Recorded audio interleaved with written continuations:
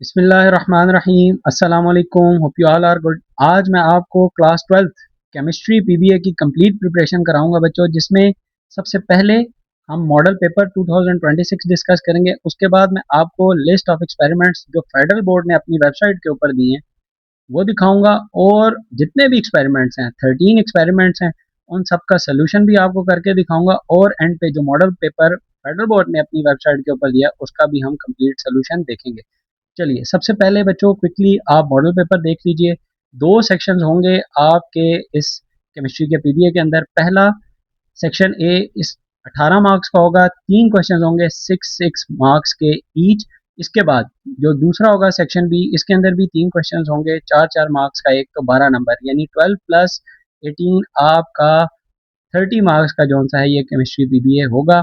इसके बाद अब आप देख लीजिए बच्चों list of experiments. Section A जो कि 18 मार्क्स का है, इसके अंदर आपके 8 एक्सपेरिमेंट्स हैं, ये देखिए 8 एक्सपेरिमेंट्स हैं। इसके बाद अब आप सेक्शन बी भी देख लीजिए। क्विकली मैं इसलिए दिखा रहा हूँ, वीडियो ज़्यादा लंबी ना हो, क्योंकि एक्सप्लेनेशन में जो है ना वो टाइम लगेगा। सेक्शन बी के अंदर टोटल बच्चों ये 5 एक्सपेरिमेंट्स हैं। इसके बाद अब आप देख लीजिए बच्चों ये मॉडल पेपर। अब आपको मैं लेके चलता हूँ मेजर एक्सपेरिमेंट्स के सोल्यूशन की तरफ। पहले हम मेजर एक्सपेरिमेंट जितने भी हैं इनको सॉल्व करते हैं, और फिर हम जो सा है सॉल्व करेंगे बच्चों माइनर एक्सपेरिमेंट्स, और एंड पे हमारी स्ट्रेटजी होगी मॉडल पेपर को सॉल्व करने की। होप कि आपको स्क्रीन के ऊपर जो सा है मेजर एक्सपेरिमेंट नज़र आ गए होंगे। लिस्ट ऑफ मेजर एक्सपेरिमेंट्स के अंदर बच्चों red colour mark are the headshot questions. Headshot मतलब बोर्ड के फेवरेट एक्सपेरिमेंट्स या क्वेश्चंस ये हैं, आपने इनको बहुत बहुत अच्छे तरीके से प्रिपेयर करना है। इसमें मैं आपको क्विकली बता देता हूँ कि आपके ये मेजर एक्सपेरिमेंट्स टोटल जो थे ये 8 है। इसके अंदर आपके जो मॉडल पेपर के अंदर आए हैं वो आपका आया तीसरा बच्चों, ये देखिए मैंने लिखा भी हुआ है, तीसरा, छठा, ये लिखा हुआ है, और आपका ये है जी 8वां। आगे मैंने क्वेश्चंस नंबर भी बता दिए कि कौन कौन से आपके हैं। अब मैं आपको क्विकली लेके चलता हूँ सोल्यूशन की तरफ। जो पहला है आपका, इसमें मैं आपको इसका ना ऑर्डर बता देता हूँ बच्चों। आपने इस वीडियो को सबसे पहले एक दफ़ा देखना है सुकून से, ठीक है। ये बोरिंग है क्योंकि केमिस्ट्री थोड़ा सा बोरिंग है, और ये टॉपिक्स भी मोलैरिटी वाले बोरिंग होते हैं। आपने इसको एक दफ़ा सुकून से देखना है, और दूसरी दफ़ा आपने अपने पास पेपर और पेन रखकर साथ साथ लिखने, जो मैं आपको बताऊंगा कि आप ये चीज़ें नोट डाउन करते जाएं, और रिवर्स ऑर्डर में आपने करना है। मैं आपको इसको रिवर्स जितने भी हैं ये बेसिकली रिवर्स में करके दिखाऊंगा आपको, कि आपको ये पहले से पता हो कि आपने किसी भी एक्सपेरिमेंट के अंदर बेसिकली करना क्या है बच्चों। ठीक है, आपको समझ आ गया। पहले 6 आपके मैं दोबारा से बता रहा हूँ, आपके बहुत ही ज़्यादा कॉन्सेप्चुअल होंगे, और 7वां और 8वां आपके रट्टे मारने वाले हैं। ठीक है, अब देखिएगा सबसे पहला जो आपका है ये है determine the exact molarity of the given solution of H2SO4 and the volume of this acid required to prepare 500 ml of 0.02 molar. ठीक है, अब ये आपकी टारगेटेड मोलैरिटी हो गई, और ये टारगेटेड आपका हो गया बच्चों वॉल्यूम। अब आपने मोलैरिटी फाइंड करनी है और वॉल्यूम फाइंड करना है। इस प्रैक्टिकल को मैंने बेसिकली दो सेक्शंस में या दो तरह से जो सा वो किया है। पहले वाला आप स्किप भी कर सकते हैं, जो टाइट्रेशन वाला वो आप कर लीजिए, लेकिन पहला जस्ट फॉर द कॉन्सेप्ट मैं आपको क्विकली जो सा ना वो थ्रू कर देता हूँ। देखिएगा, आपका मोलैरिटी का जो फार्मूला होता है वो होता है बच्चों molarity of base multiply by volume of base divided by volume of acid multiply by mole ratio coefficient. इससे आप मोलैरिटी जो है वो फाइंड कर सकते हैं एसिड की, क्योंकि हमें ये फाइंड करनी थी। और अगर आपके पास यानी वैल्यू से आपको मोलैरिटी डायरेक्टली वो एक्सपेरिमेंट के अंदर दे देता है, ये आपको डायरेक्टली मैंने जिस तरह यहाँ पे मेंशन कर दी 0.1 मोलर है। ठीक है, तो अब आप उसके बाद वॉल्यूम कैसे फाइंड करेंगे, क्योंकि देखिए नेक्स्ट था आपने वॉल्यूम फाइंड करना है। उसके लिए आपका फार्मूला है M1V1 is equal to M2V2। अच्छा, अब इसको आपने इस तरह नहीं लेना कि ये एसिड का होता है और ये बेस की वैल्यूज है। इसको आप इस तरह से भी यूज कर सकते हैं कि ये आपकी बेसिकली गिवन या स्टॉक के वैल्यूज होंगी मोलैरिटी और वॉल्यूम, और ये जो है ये आपकी टारगेटेड मोलैरिटी या टारगेटेड वॉल्यूम होगा। ठीक है, अब जिस तरह यहाँ पे देखें 0.02 आप मोलैरिटी पुट कर दें, ये टारगेटेड की होगी, और टारगेटेड वॉल्यूम जो आपका, अब ये देखें दोनों एसिड के ही हैं, तो ये आपका आ जाएगा 500 ml। ठीक है, और यहाँ पे आपके पास ये मोलैरिटी ये वाली जो है 0.1 वो यहाँ पुट करें, और वॉल्यूम आप फाइंड कर लें। अब देखें मैंने इसी फार्मूला के अंदर ये वैल्यूज पुट की हुई हैं, ये देखें V1 is equal to, V1 को मैंने सब्जेक्ट बना लिया, M2 into V2 over M1 किया, इसके अंदर वैल्यूज पुट की, तो मेरे पास बच्चों ये आंसर आ गया। अब ये देखें ये M1 यहाँ पे मैंने छोड़ा, जो मैंने M1 खुद से अपने पास से ज्यूम की थी ना वैल्यू 0.1 वो यहाँ पे पुट की, तो वो 100 ml मेरे पास आंसर आ गया। ये था बच्चों एक तरीका इसको करने का। दूसरा एक तरीका और भी है कि अगर आपके पास देखें, ये कॉन्सेप्चुअल है ये वैसे, 100 ml आपके पास हो और उसकी मोलैरिटी हो 0.1 मोलर H2SO4 और आपने प्रिपेयर करना है 500 ml। ये देखें ना, ये अब आप ये वाली जो वैल्यूज हैं ये मैं ले रहा हूँ अभी, 100 ml और 0.1 मोलर। अब आपने इससे यहाँ पे टारगेटेड वैल्यू कैसे पहुंचेंगे, 100 ml है ना, आप इसको मल्टीप्लाई बाय 5 कर दें तो ये आपके पास जो वॉल्यूम आएगा ये हो जाएगा 500 ml, और इसको वैल्यू को, यानी ये जो वैल्यू है इसको डिवाइडेड बाय 5 करेंगे क्योंकि मोलैरिटी उतने टाइम जो सी है वो कम हो जाती है, तो आपके पास आंसर ऑटोमेटिकली जो सा है वो देखें वो आ जाएगा 0.02 जब आप इस वैल्यू को डिवाइड करेंगे 5 के साथ। ठीक है, दूसरा ये एक तरीका लिखा हुआ है कि आप एक ट्रांसफर कर लें 500 ml को, ठीक है, पिपेट या ग्रेजुएटेड सिलेंडर के अंदर, transfer it into 500 millilitre volumetric flask, add करें distilled water up to the graduation mark और फिर आप करें stopper the flask and mix thoroughly, तो आपके पास ये प्रिपेयर हो जाएगा 500 ml of 0.02 molar H2SO4 solution. इसके अंदर भी देखें मैंने आपको दो तरीके सिखा दिए।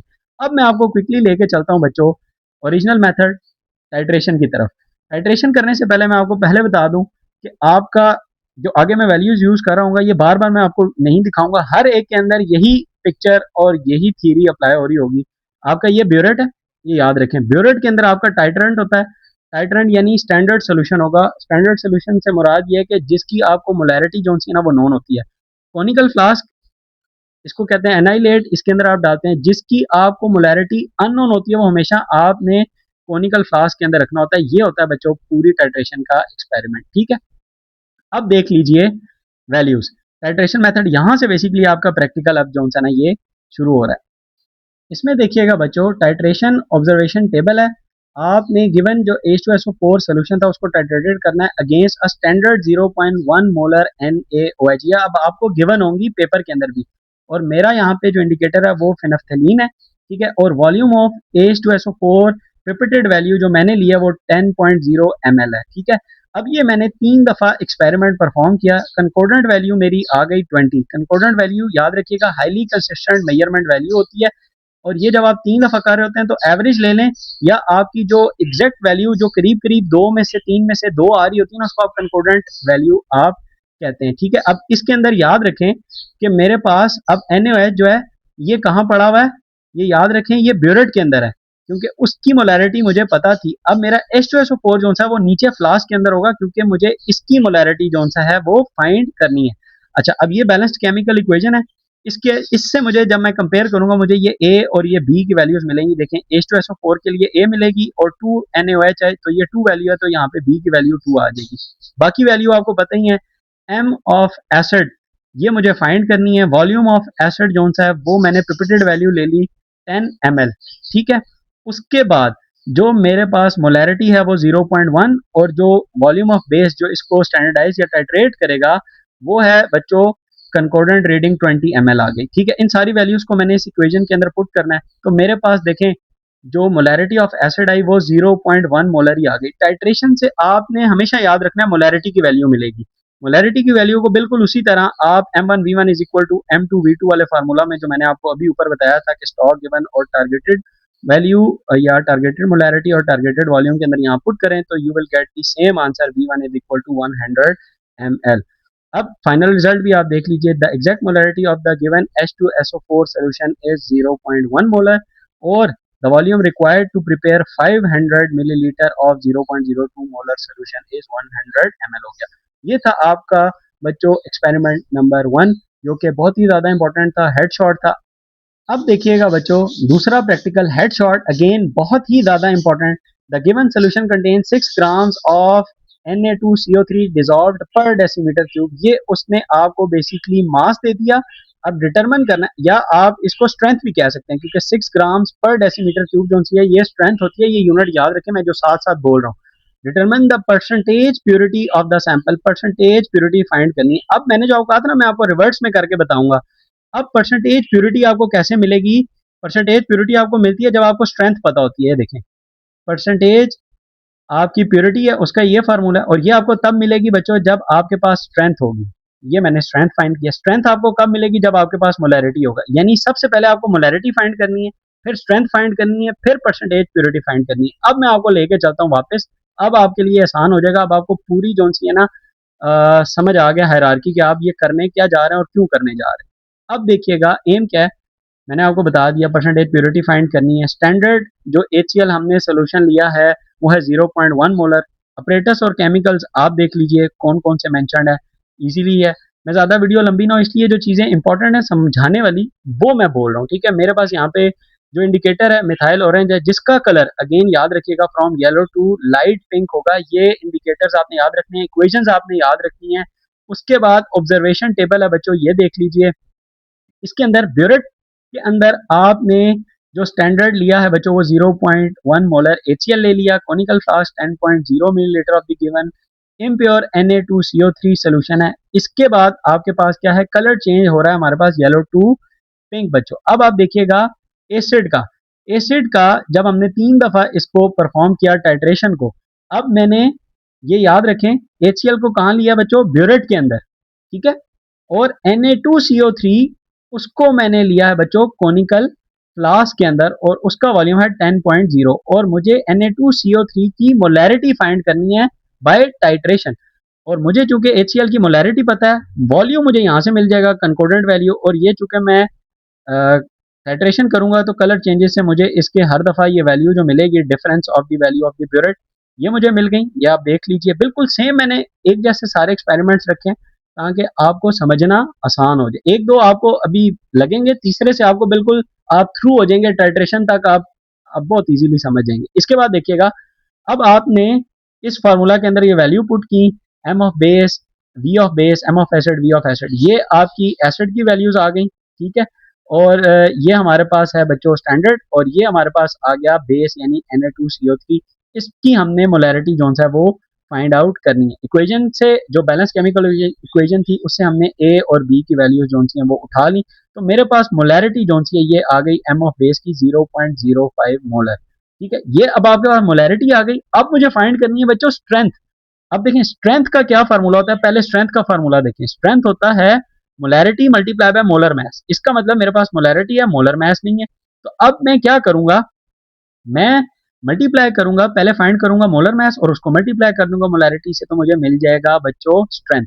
मोलर मास ऑफ Na2CO3 वो मैंने निकाल लिया 106 ग्राम पर मोल, ये मोलर मास आ गया। इसको मैंने मोलैरिटी से मल्टीप्लाई करना है तो मेरे पास आ जाएगी स्ट्रेंथ। इस फार्मूला को आपने बहुत ही अच्छे से याद रखना है। स्ट्रेंथ इज इक्वल टू होती है मोलैरिटी मल्टीप्लाई बाय मोलर मास। ये आगे 6 के 6 प्रैक्टिकल्स के अंदर यही फार्मूला बार बार आएगा। कभी आपके पास मोलर मास सब्जेक्ट बन जाएगा, यहाँ पे आपके पास स्ट्रेंथ जो है वो सब्जेक्ट, ठीक है। इसको ध्यान में रखिए, मोलैरिटी आ गई 5.3 ग्राम्स पर डेसीमीटर क्यूब। अब मैं क्या कर सकता हूँ, बहुत easily percentage purity find out कर सकता हूँ। अब देखें ये मैंने लिख दिया data, given total mass of the sample 6 gram per decimetre cube, यानी ये भी आपके पास स्ट्रेंथ है। और कैलकुलेटेड प्योर मास की जो आपके पास स्ट्रेंथ आई है वो आई है 5.3 ग्राम्स पर डेसीमीटर क्यूब। इस ये वैल्यूज जो हैं ये दोनों इस फार्मूला में पुट की, परसेंटेज प्योरिटी के फार्मूला में, ये मुझे मिल गई परसेंटेज प्योरिटी 83.33%। अच्छा आपको ये लग रहा होगा कि यार एक चीज और, कि गिवन में तो वो इम्प्योर था। याद रखिएगा गिवन में इम्प्योर था, लेकिन जब आप टाइट्रेशन करते हैं ना तो टाइट्रेशन से आपको मोलैरिटी प्योर की मिलती है। ये देखें, ये इसलिए मैंने लिखा है यहाँ पे वर्ड एक्टिव का। तो आपको जो डायरेक्टली यहाँ से मोलैरिटी मिलेगी वो आपको मिलेगी बच्चों प्योर की, ठीक है। ये आपको क्लियर हो गया। अब देखिएगा बच्चों, आप प्रैक्टिकल नंबर 3 स्क्रीन पे आपको नजर आ रही है, तो हेडशॉट है। ये तो आपका मॉडल पेपर के अंदर भी क्वेश्चन है, और मॉडल पेपर के अंदर जो क्वेश्चन है वो बहुत ही ज्यादा डिफिकल्ट है, इसलिए इसको आप बहुत ही अच्छे से समझें, ठीक है, ताकि आपको मॉडल पेपर का क्वेश्चन भी इजीली समझ आ जाए। इसका भी एम क्या है, determine the value of X by volumetric method in the given sample of 6.3 grams of, ये आपके पास है बच्चों 600H डॉट X H2O। और इस X की वैल्यू आपने फाइंड करनी है। ये आपका हाइड्रेटेड ऑक्सैलिक एसिड का फार्मूला है, और इसके अंदर आपने basically water of crystallization find करनी है, यानी कितने वाटर के मॉलिक्यूल्स अटैच हैं। ये आपके पास इस टोटल यानी समझ लें एक्सपेरिमेंट का मैंने आपको ओवरव्यू दे दिया कि आपने इसमें फाइंड आउट क्या करना है। अब आप इसकी भी रिवर्स अगर आप देखते हैं तो आप सबसे पहले इसमें मोलैरिटी फाइंड करेंगे बाय टाइट्रेशन, उसके बाद आप मोलर मास फाइंड करेंगे बाय द सेम फार्मूला जो मैंने आपको बताया था वो स्ट्रेंथ वाला, ठीक है। उसके बाद आप मोलर मास जब आप निकाल लेंगे फिर आप निकाल सकते हैं number of molecules. Reverse order में देखिए, मैं आपको दिखा भी देता हूँ, ये देखिए नंबर ऑफ मॉलिक्यूल्स आपके तब मिलेंगे, ये देखें, जब आपका मोलर मास मिलेगा। मोलर मास आपका बच्चों तब मिलेगा जब आपकी मोलैरिटी होगी। ये देखें मोलैरिटी, ठीक है। स्टेप बाय स्टेप सारे इसी स्टेप्स के साथ मैंने इसीलिए स्टेप नंबर भी लिखे हुए ताकि आपको ये ऑर्डर याद रहे। अब आपको रिवर्स ऑर्डर समझ आ गया। सबसे पहले मोलैरिटी, टाइट्रेशन, फिर मोलर मास, और फिर हम फाइंड कर लेंगे number of molecules of water. Again titration अब मैं क्विकली गुजारूंगा बच्चों, देख लीजिए इसमें बस क्विकली। आपके पास जो गिवन है वो है 6.3 ग्राम्स पर डेसीमीटर क्यूब। अब ये देखें अगेन, ये आपकी है बच्चों, याद रखिए ये क्या है, मुझे आप लोग बताएं। स्ट्रेंथ, ये आपकी स्ट्रेंथ है। ग्राम पर डेसीमीटर क्यूब आपकी क्या होती है बच्चों, ये स्ट्रेंथ होती है। इसके बाद आपका है to determine the value of water of crystallization, आपने एक्सपाइंड करनी है। और आपका जो स्टैंडर्ड सोल्यूशन हमने लिया इसको स्टैंडर्डाइज करने के लिए वो लिया है NaOH, और उसकी मोलैरिटी है 0.1 बच्चों, ठीक है, जो कि मैंने कहाँ लेना है, ब्यूरेट के अंदर। अब बैलेंस केमिकल इक्वेशन देख लीजिए, याद रखना है फेनाफ्थलीन एज एन इंडिकेटर होगा, कर्नल एज टू पिंक, ये दो चीजें आपने याद रखनी है इसके अंदर। ये डायबेसिक एसिड, इसको भी आप देख लीजिए, वीडियो ज्यादा लंबी ना इसलिए मैं क्विकली इसको गुजार रहा हूँ क्योंकि ये आपको आई एम श्योर कि अब आ गया होगा दो प्रैक्टिकल्स के बाद। इसी तरह ये अब आपका जो ऑब्जर्वेशन टेबल है, ब्यूरेट के अंदर आपने वैल्यू ले ली 0.1 मोलर, 10.0 आपने कॉनिकल फ्लास्क के अंदर ऑक्सैलिक एसिड ले लिया, पिपेटेड वैल्यू भी आप इसको कहते हैं, यानी मेजर करके आपने फ्लास्क के अंदर 10.0 ले लिया। अब आपको सिर्फ मोलैरिटी फाइंड करनी है ऑक्सैलिक एसिड की, और वो मिलेगी हाइड्रेटेड की, ठीक है। और ये तब होगा जब आपके पास ये कलर चेंज होगा, तो आपको उस टाइम पे ये जो डिफरेंस ऑफ वैल्यू होगी ब्यूरेट की ये मिल जाएगी। और कंकॉर्डेंट वैल्यू अगेन आपको बता रहा हूँ मोस्ट कंसिस्टेंट वैल्यू होती है, ठीक है। फार्मूला आपके पास यही था, इसके अंदर आप ये वाली सारी वैल्यूज डाल लीजिए तो आपके पास ये मोलैरिटी आ जाएगी 0.05 बच्चों। इस मोलैरिटी को अब आप यहाँ से, अब आपका यहाँ से मेरा काम शुरू होता है समझने वाला और समझाने वाला। अब आप देखिएगा यहाँ से आपने फाइंड करना है मोलर मास। स्ट्रेंथ आपको ऊपर क्वेश्चन में ही गिवन थी 6.3 ग्राम्स पर डेसीमीटर क्यूब, अब ये स्ट्रेंथ थी। अब मैंने आपको याद है फार्मूला पिछले में बताया था कि स्ट्रेंथ इज इक्वल टू होती है मोलैरिटी मल्टीप्लाई बाय मोलर मास। अब यहाँ पे आपका मोलर मास सब्जेक्ट बन गया, स्ट्रेंथ ओवर मोलैरिटी। मोलैरिटी आपके पास ये है 0.05, स्ट्रेंथ ये है, वैल्यू पुट करें आपके पास ये मोलर मास आ गया। ये अब हाइड्रेटेड का, अब देखें मैंने मोलर मास, आप सोच रहे होंगे डायरेक्ट फार्मूला से क्यों नहीं निकाला बच्चों, मुझे इस एक्स का नंबर ही नहीं पता, ये पता ही नहीं, इसलिए मैं इसका मोलर मास नहीं निकाल सकता। अब मैंने ये निकाला है बाय मोलैरिटी और बाय फार्मूलाज। अब मुझे ये हाइड्रेटेड का मोलर मास मिल गया। अब मैं एनहाइड्रस का मोलर मास निकाल लेता हूँ, यानी वाटर वाले मॉलिक्यूल्स अलग करके COOH होल ट्वाइस का निकाला, वो 90 ग्राम्स पर मोल आया, ठीक है। वाटर का मुझे पता है 18 ग्राम्स पर मोल होता है। अब ये दोनों मास मैं इस जो ऑक्सैलिक एसिड का हाइड्रेटेड का फार्मूला है ना उसके अंदर अगर पुट कर दूं 90 प्लस 18 इंटू एक्स, यानी ये देखें ये आ गया 90 प्लस 18, ये एक मॉलिक्यूल का 18 इंटू एक्स, ठीक है, और ये प्लस हो रहा है यानी ये प्लस ये मैस, ठीक है। तो इसलिए ये आ गया 90 प्लस 18 एक्स, एक्स को सब्जेक्ट बना लें और टोटल मोलर मास यानी हाइड्रेटेड का आपको पता है वो 126 था, X will be equal to 2, यानी दो वाटर के मॉलिक्यूल्स जो हैं या वाटर ऑफ क्रिस्टलाइजेशन जो हैं वो अटैच होंगे ऑक्सैलिक एसिड के अंदर इन हाइड्रेटेड के, ठीक है। अब आपको ये भी समझ आ गया। ये था बच्चों आपका प्रैक्टिकल नंबर 3, बहुत ही ज्यादा इंपॉर्टेंट हेड शॉट था, अगेन आपको बता रहा हूँ हेड शॉट का टर्म याद रखनी है, बोर्ड के फेवरेट, ठीक है। अब देखिएगा बच्चों प्रैक्टिकल नंबर 4, ये आपके पास आ गया। स्टैंडर्डाइज करना है आपने the given solution of KMnO4 by using compound of iron 2 बच्चों and calculate the volume of the KMnO4 required for preparing 1 decimeter cube of 0.01 molar KMnO4 solution वॉल्यूमेट्रिकली। Standardise करना है बच्चों। स्टैंडर्डाइज का मतलब क्या होता है, डिटरमाइन करना इट्स एग्जैक्ट कंसंट्रेशन या मोलैरिटी फाइंड करना, बहुत ही ज्यादा आसान है।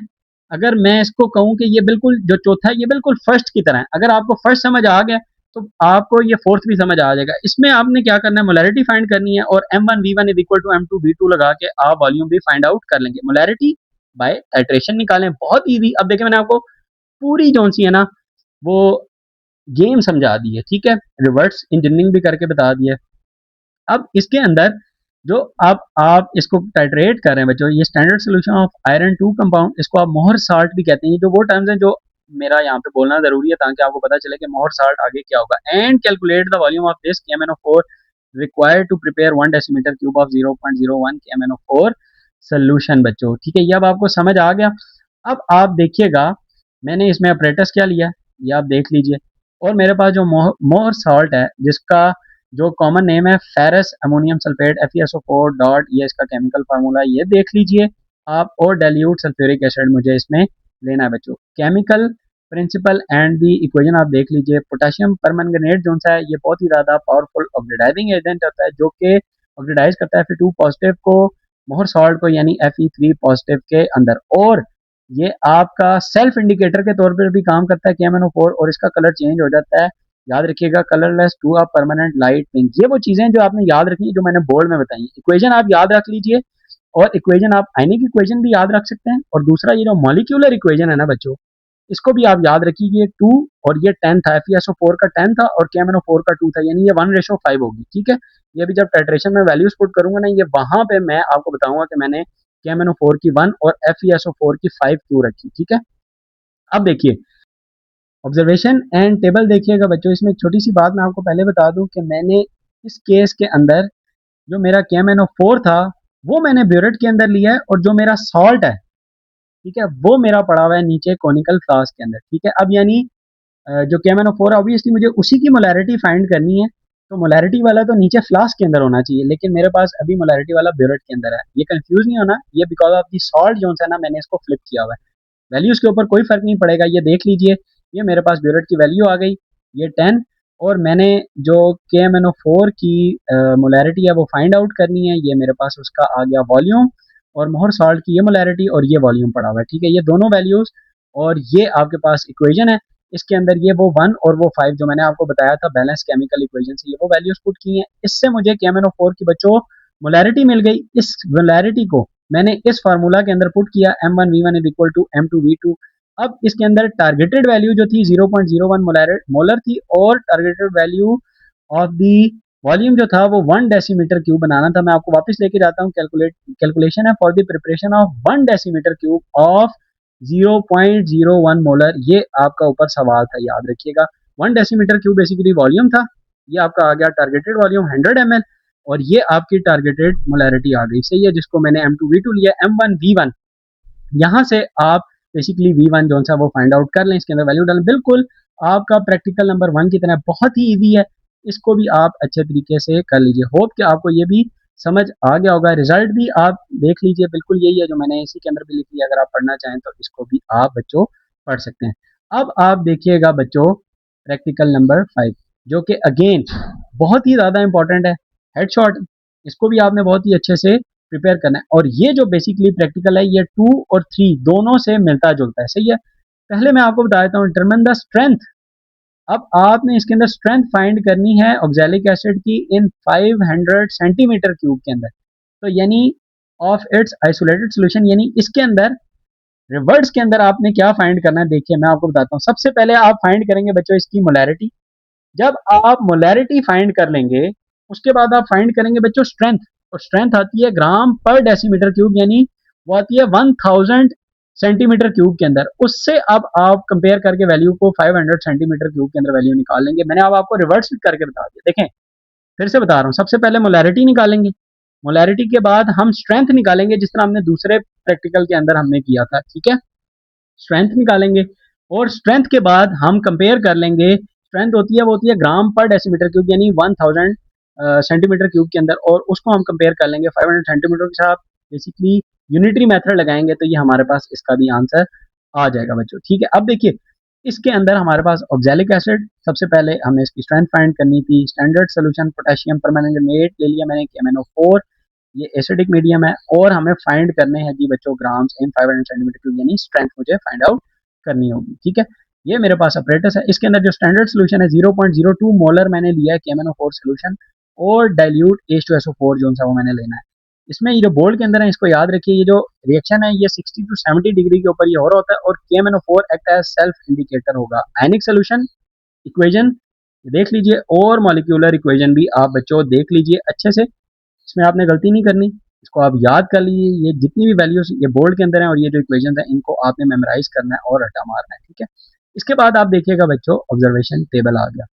ब्यूरेट के अंदर आपका स्टैंडर्ड हमेशा ऑब्वियसली जिसकी मोलैरिटी आपको नोन होती है मोलैरिटी हो गई, और इसका वॉल्यूम आपको ये ब्यूरेट से मिल जाएगा। और आपके पास ऑक्सैलिक एसिड का जो हमने पहले से प्रिपेटेड ले ली वैल्यू वो 10.0 ml ऑक्सैलिक एसिड का ले लिया, प्लस डाइल्यूट H2SO4 का ले लिया जो कि 60 70 डिग्री सेल्सियस के ऊपर। कलरलेस जोन सा ये चेंज हो जाएगा, कलरलेस टू लाइट पिंक ये हो जाएगा।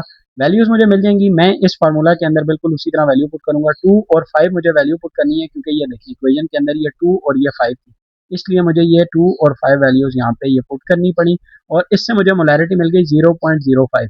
अब मैंने आपको बताया था जब आपको मोलैरिटी मिल जाएगी वहां से आप फाइंड करेंगे बच्चों स्ट्रेंथ। स्ट्रेंथ से फिर आपने कंपेयर करना है। स्ट्रेंथ कैसे होती है? स्ट्रेंथ होती है बेसिकली, देखें फार्मूला क्या होता है स्ट्रेंथ का, मोलर मास।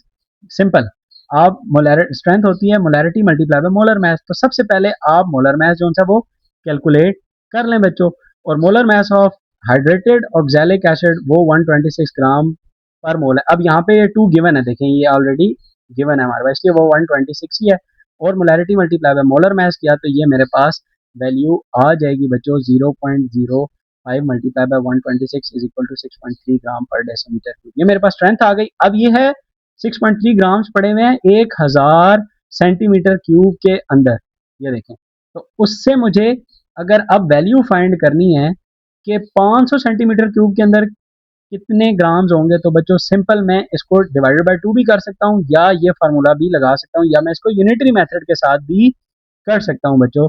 यूनिटरी मेथड आपको पता ही है कि आप इसको लिख लीजिए इस तरह, 6.3 gram is equal to 1000 centimetre cube, ठीक है वो लिखेंगे।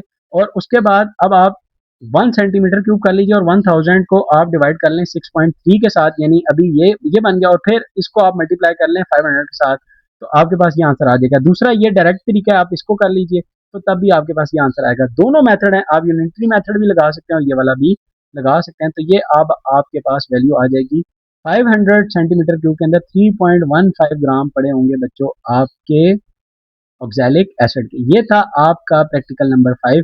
अब देखिएगा बच्चों practical number 6, again head shot, बहुत ही ज्यादा इंपॉर्टेंट। ये तो बल्कि मॉडल पेपर के अंदर भी इससे रिलेटेड क्वेश्चन है और काफी टफ क्वेश्चन था। इसके अंदर भी आपने क्या करना है बच्चों, estimate the amount of iodine. Amount का मतलब अगेन आपको बता रहा हूँ बच्चों, स्ट्रेंथ ही हमने फाइंड आउट करनी है। स्ट्रेंथ, अब तो इतना आपको समझ आ गया होगा स्ट्रेंथ कैसे निकलती है। मोलैरिटी निकालें, उससे स्ट्रेंथ निकालें, यानी molarity multiply by molar mass is equal to strength, ठीक है। पूरा पढ़ लीजिए। स्टैंडर्डाइज करना है solution of the sodium thiosulphate Na2CO3 using starch as an indicator. अब उसने अब आपको ये बता दिया आयोडीन को, अब आपने बेसिकली एस्टिमेशन करनी थी, या बात देख ली मैंने क्या, starch as an indicator, apparatus and the chemicals अब आप देख लीजिए। इसके बाद देखिएगा given iodine solution dissolved in KI, और स्टैंडर्ड मैंने जो ले लिया सोडियम थायोसल्फेट का Na2CO3 0.1 मोलर सोल्यूशन हो गया, 1% मैंने स्टार्च इंडिकेटर ले लिया। अब ये भी आप पढ़ लीजिए, ये जो आयोडोमेट्रिक टाइट्रेशन है ये रिडॉक्स रिएक्शन इन्वॉल्व कर रही होती है, और ऑक्सीडाइसिस होता है thiosulphate ions to tetrathionate ions के अंदर। ये भी याद, ये जितनी भी बोल्ड के अंदर लिखे हुए हैं बच्चों ये आपने सारे के सारे याद करना है।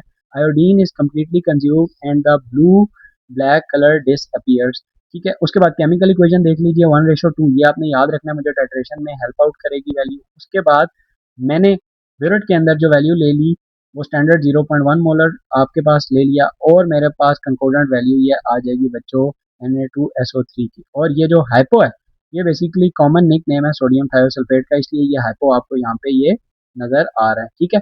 उसके बाद आप ये सारी वैल्यूज उठाएं, इस फार्मूला के अंदर पुट करें। ये 1:2 मैंने आपको बताया था, ये आपने बैलेंस केमिकल इक्वेशन से उठाई, इसको भी आप देख लीजिए। सारा मैंने आपकी आसानी के लिए लिख दिया है, आप इसको पॉज करके भी देखेंगे तो ये बहुत इजीली आपसे हो जाएगा। मोलैरिटी मुझे मिल गई 0.05, मोलर मास आयोडीन का क्या है 254, स्ट्रेंथ कैसे निकलेगी मोलैरिटी मल्टीप्लाई बाय मोलर मास, तो मेरे पास ये इसका आंसर भी आ जाएगा बच्चों। ये थे आपके कंसेप्चुअल, ठीक है, पहले 6। होप कि आपको समझ आ गए होंगे। यहाँ से अब आपको मैं बताऊंगा कि आपने याद क्या क्या रखने, ये प्योरली यहाँ से रट्टे वाली चीजें शुरू होगी, ठीक है। अब ये क्या है, डिस्क्राइब करने आपने test to identify the following anions, ठीक है। ये जितने भी एनाइंस हैं इनको आपने आइडेंटिफाई करना है, और किसकी हेल्प से करना है वो भी बताता हूँ, और कैसे करना है। सबसे पहले आप क्या करते हैं, ये एक दफा बता रहा हूँ, हर एक के लिए नहीं बताऊंगा। आपने क्या करना है, put a small pinch of your solid salt, आपने ले लिया, आपने एक स्मॉल पिंच ले ली सॉलिड सॉल्ट की, और किसके अंदर, टेस्ट ट्यूब के अंदर।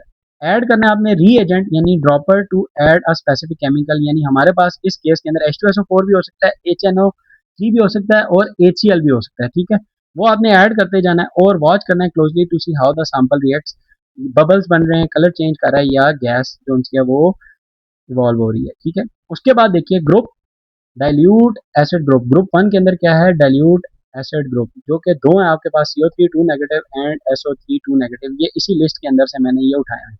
ये यानी ये जो दोनों है, ये डाइल्यूट के साथ जो सा ना टाइट्रेट आप या ट्रीट कर सकते हैं, टाइट्रेट नहीं ट्रीट करना है आपको इसको। Treat the solid salt sample with dilute sulphuric acid H2SO4 और डाइल्यूट हाइड्रोक्लोरिक एसिड बच्चों। ठीक है, अब आपने कार्बोनेट, अब यहाँ से ये याद करने वाली चीजें, प्रीलिमिनरी टेस्ट और confirmation test, basic effervescence with evolution of a colourless और ऑर्डरलेस गैस। ठीक है, जैसे ही आप इसको इसके साथ ट्रीट करेंगे तो कलरलेस और ऑर्डरलेस गैस मिलेगी, और आपके पास कंफर्मेशन के लिए आपने क्या करना है, pass the evolve gas through the clear lime water. ठीक है, COH होल ट्वाइस, तो lime water turns milky due to the formation of the calcium carbonate. ठीक है, ये इसकी कंफर्मेशन हो जाएगी कि यहाँ पे CO3 2 नेगेटिव जोन सा है आपके पास। देखें आइन जो था वो पड़ा हुआ था, यानी एनाइन आपके पास पड़ा हुआ था। दूसरा सल्फाइड SO3 2 नेगेटिव, प्रीलिमिनरी देखिएगा कलरलेस गैस होगी विद सफोकेटिंग स्मेल। ठीक है, दूसरा इसका जो कंफर्मेशन टेस्ट था वो आपने कैसे करना है, dip filter water in acidified potassium dichromate solution and hold near the test tube, paper changes from orange to green. ये आप याद रखिएगा, तो ये आपका क्लियर हो जाएगा। ये आपका इसका टेस्ट था। अब आप देखिएगा group two concentrated acid group, Cl negative, Br negative, I negative and NO3 negative. ये आपने ट्रीट करने हैं बच्चों कंसंट्रेटेड सल्फ्यूरिक एसिड के साथ। ठीक है, प्रीलिमिनरी देख लीजिए टेस्ट की यानी वैल्यूज के, या आपने याद रखने Cl नेगेटिव क्या करता है, कलरलेस गैस है विद पंजेंट स्मेल होगी, ये कलरलेस गैस आपने याद रखना है। उसके बाद अब आपने क्या करना है, ग्लास रॉड जो सा होगा वो डिप करना है in ammonium hydroxide is brought near gives dense white fumes, वो आपको दे देगा। कंफर्मेशन टेस्ट क्या है जी, सिल्वर नाइट्रेट टेस्ट इसको आप कहते हैं। Make water extract of salt, add करें डाइल्यूट HNO3, देन ऐड करें AgNO3 solution, a curdy white precipitate forms which is completely soluble in NH4OH। ये जस्ट आपने बच्चों ये जितनी भी आपको बता रहा हूँ ये याद रखने हैं। ठीक है, ये कंफर्मेशन टेस्ट, ये कलर्स, ये जितने भी आपने याद रखने हैं। ब्रोमाइड के लिए क्या है, प्रीलिमिनरी कि आपका रेडिश ब्राउन कलर जो सा वो इवॉल्व होगा और इंटेंसिफाइड बाय कॉपर टर्निंग और MnO2। कॉपर टर्निंग्स क्या होते हैं ये मैं आपको बता देता हूँ। जब आप लेथ मशीन के साथ बच्चों कॉपर को यानी उसके साथ लेथ मशीन के साथ काम कर रहे होते हैं ना, तो उसके टर्न्स जो होते हैं ना कॉपर के कॉइल्स गोल गोल से वो उतरना शुरू हो जाते हैं। ठीक है, गोल गोल होते हैं, उसके साथ ट्रीट, उसको कहते हैं कॉपर टर्निंग। उसके साथ जब आप इसको ट्रीट करेंगे तो ये इसका कलर और ज्यादा इंटेंस हो जाएगा। कंफर्मेशन टेस्ट क्या था, लेयर टेस्ट भी इसको आप कहते हैं। ऐड करना है क्लोरीन वाटर एंड CCl4 या chloroform to the salt solution and shake, organic layer becomes the orange या ब्राउन हो जाएगी। उसके बाद आयोडीन का देख लीजिए, प्रीलिमिनरी डीप वायलेट जो वेपर्स हैं वो इवॉल्व होंगे which turn starch paper blue. Confirmation के लिए क्या, add chlorine water and CCl4 to the salt solution and shake, organic layer becomes violet. Nitrate देख लीजिए बच्चों, ये भी क्विकली, प्रीलिमिनरी क्या होगा, लाइट ब्राउन वेपर्स इवॉल्व होंगे which becomes darker upon adding the copper turning. Copper turning मैं आपको ऑलरेडी बता चुका हूँ। उसके बाद देखिएगा confirmation test, brown ring test भी इसको कहते हैं। Add freshly prepared ferrous sulfate FeSO4 solution to the salt extract, carefully add concentrated H2SO4 along the inner side of the test tube, a dark brown ring forms at the junction of the two liquid layers। ये देख लीजिए। उसके बाद ये जो दो हैं ये याद रखिए, ये इंडिपेंडेंट या स्पेशल ग्रुप है। ये हमारे पास SO4 2 नेगेटिव, ये जो एनाइन है ना does not react with dilute और कंसंट्रेटेड एसिड। ये किसी और के साथ रिएक्ट कर सकता है। कंफर्मेशन टेस्ट के लिए बेरियम क्लोराइड टेस्ट के साथ कर दिया था और दूसरा मैंने लेड एसिटेट के साथ कर दिया, इसके साथ नहीं करता। इसको भी आप देख लीजिए। ये था आपका बच्चों प्रैक्टिकल नंबर 7। अब देखिएगा बच्चों प्रैक्टिकल नंबर 8। अगेन बच्चों बहुत ही ज्यादा इंपॉर्टेंट हेडशॉट, आपका मॉडल पेपर के अंदर भी इससे रिलेटेड क्वेश्चन आया। डिस्क्राइब करना है ड्राई और wet test to identify the following cations बच्चों by using the reagents such as aqueous sodium hydroxide and the aqueous ammonia. अब देखिए प्रीलिमिनरी ड्राई टेस्ट, आपने कलर्स देख लीजिए सारे, ब्लू या ग्रेनिश ब्लू किसका होगा, कॉपर का होगा। पेल ग्रीन कलर किसका होगा, Fe2 पॉजिटिव का। येलोइश या ब्राउन कलर या रेडिश ब्राउन कलर होगा Fe3 पॉजिटिव का। इसके बाद ग्रीन, प्योर ग्रीन यानी Cr3 पॉजिटिव, और वाइट या कलरलेस आपके पास होंगे Ca2 positive, Al3 positive, Zn2 positive and NH4 positive. ये आपने याद करने हैं, मेमोराइज करने हैं। इससे रिलेटेड ये क्वेश्चन भी था, पहला 1 नंबर का ये सवाल था, मैं आपको दिखाऊंगा अभी। फ्लेम टेस्ट करें। सिंपल फ्लेम टेस्ट आपने कैसे करना है, अ small amount of the solid salt जो आपने लेना है विद कंसंट्रेटेड HCl के साथ लेके उसको प्लेटिनम या नाइक्रोम वायर के ऊपर लगा के फिर आपने उसको बंसन फ्लेम के ऊपर रखना है बच्चों, ठीक है। और अगर आपके पास ब्रिक रेड फ्लेम बनता है तो Ca2 पॉजिटिव है, ग्रीनिश ब्लू है तो फ्लेम है तो Cu2 पॉजिटिव है। इसी तरह action of heat for ammonia याद रखिएगा, heat the dry salt in the test tube, NH4 positive. अगर आपको पंजेंट स्मेल देता है ऑफ अमोनिया या gas turns moist red litmus paper blue, या in ammonium chloride salt sublimation में also occur. ये बहुत ही ज्यादा इंपॉर्टेंट है, इसको भी आप याद रख लीजिए। अब देखिएगा बच्चों वेट टेस्ट, ये तो प्योरली आपने बच्चों याद करने, याद नहीं करेंगे तो आपके मार्क्स नहीं आएंगे। अभी आपको जब मैं मॉडल पेपर के क्वेश्चन दिखाऊंगा तो आप खुद कहेंगे कि याद करना जरूरी है बच्चों, ठीक है। अब आप देखिए, सबसे पहले wet test aqueous NaOH and aqueous ammonia prepare करना है, एंड ओरिजिनल सोल्यूशन OS बच्चों dissolving a small amount of salt in distilled water and divide into portions for the test.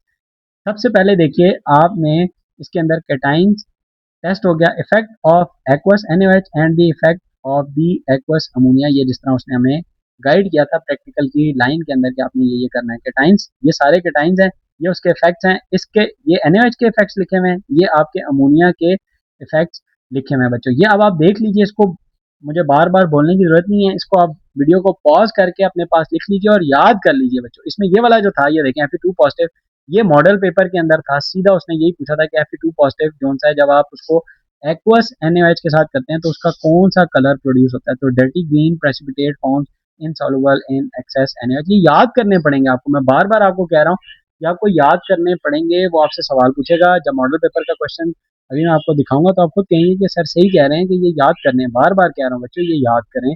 7 और 8 आपके प्रैक्टिकल्स याद करने वाले हैं, इसको पॉज करें और इसको याद करें। डिफरेंस इनमें कहाँ कहाँ है वो आपको बता देता हूँ। इस पूरे के अंदर ये जो आपको दिखाया था की समरी देख लीजिए बच्चों, इसके अंदर आपका क्या है, जैसे Al3 पॉजिटिव और Zn2 पॉजिटिव है, ये दोनों व्हाइट प्रेसिपिटेट देते हैं NaOH के अंदर, बट ओनली Zn2 पॉजिटिव जो सा वो डिसॉल्व होता है एक्सेस NH3, जबकि Al3 positive versus Ca2 positive को अगर आप देखें तो Al3 positive precipitate dissolve in NaOH while Ca2 positive does not. इसी तरह Ca2 positive shows no precipitation with NH3। इसको आप याद रखिए। ये थे बच्चों आपके प्रैक्टिकल्स, मेजर प्रैक्टिकल्स जो मैंने आपको सारे के सारे एक्सप्लेन कर दिए। यहाँ से आपका मॉडल पेपर का सोल्यूशन जो सा ये शुरू हो जाएगा। अब मैं आपको पहले लेके चलता हूँ बच्चों माइनर प्रैक्टिकल्स की तरफ। होप कि आपको स्क्रीन पे माइनर प्रैक्टिकल्स जो हैं वो नजर आगे होंगे। अब आप देखिएगा बच्चों माइनर प्रैक्टिकल्स।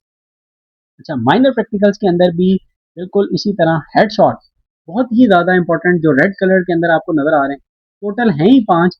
अब इसके अंदर 4 प्रैक्टिकल जो थे ना, पहला, दूसरा, तीसरा और चौथा, इन चारों के जो मैंने क्यों हेडशॉट किए, क्योंकि इन चारों के अंदर से क्वेश्चन है मॉडल पेपर के अंदर, और जो पांचवा था ये बहुत ही ज्यादा इंपॉर्टेंट है, इसलिए मैंने इसको हेडशॉट कहा। तो इसलिए इस लिहाज से ये 5 के 5 ही आपके बहुत ही ज्यादा इंपॉर्टेंट हो गए बच्चों। अगेन हेडशॉट याद रखने आपने, और पेपर को हेडशॉट करके आइएगा, अच्छे से प्रिपेयर करें और पेपर को हेडशॉट करके आए। चलें, सबसे पहला प्रिपेयर करें बच्चों iodoform by using ethanol. Iodoform prepare करना है एथानॉल के साथ, और रीएजेंट और लैब ऑपरेटर्स और केमिकल इक्वेशन रिक्वायर्ड है।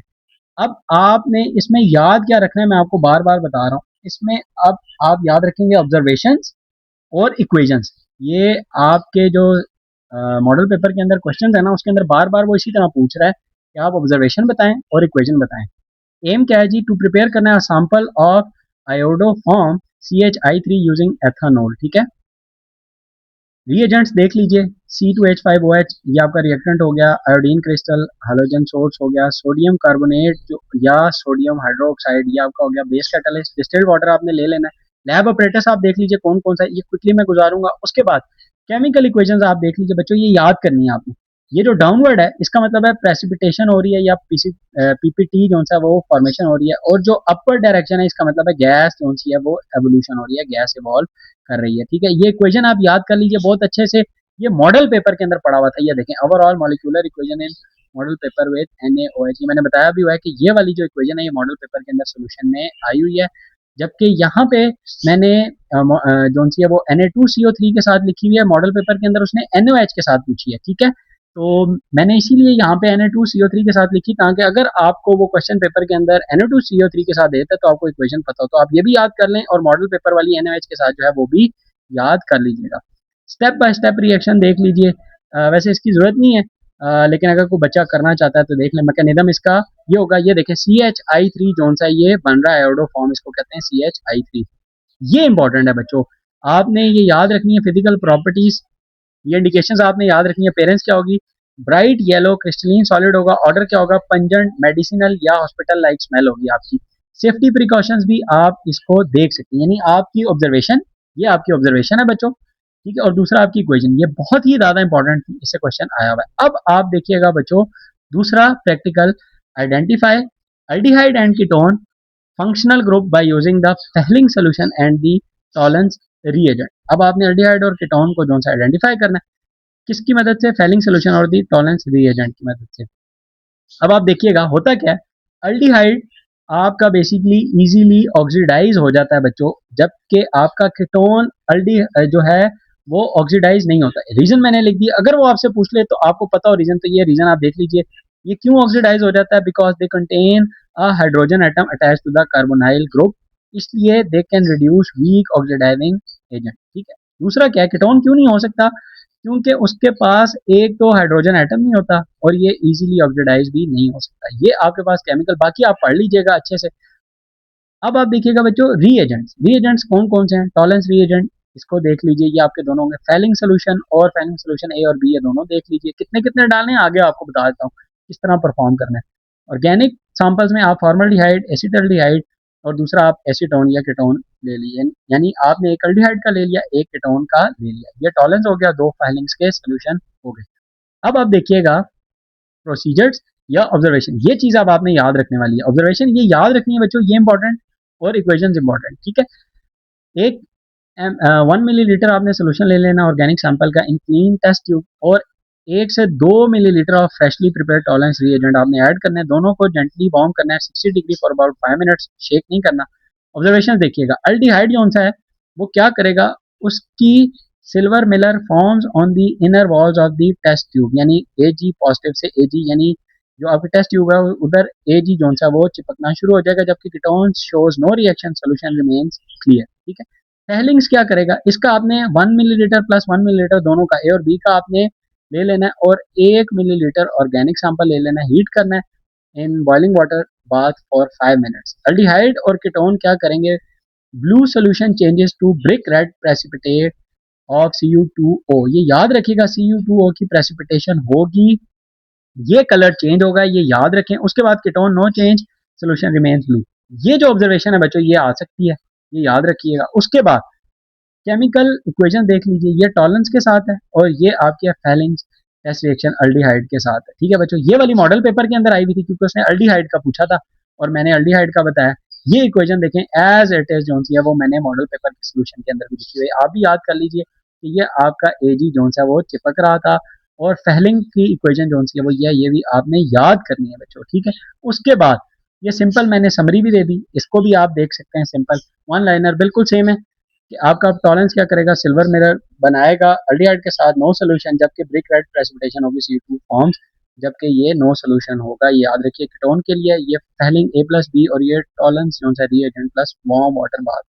ये ऑब्जर्वेशन आपकी आसानी के लिए मैंने इतना आसान कर दिया कि बच्चों आपके अब भी अगर हेडशॉट ना करके आए आप प्रैक्टिकल को, तो फिर मेरा इतनी मेहनत करने का जो मकसद है वो पूरा नहीं होता।